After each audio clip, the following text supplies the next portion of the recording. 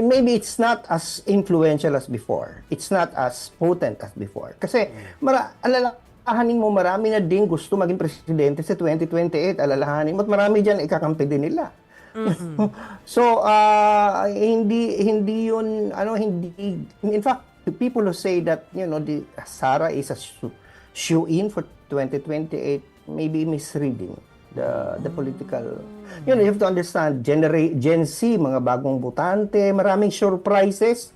Yung midterm election, di ba? Hindi natin inaasahan. Baka mas malaki pang mga surprises ang dadating sa 2028. So, masyado pa malayo yan.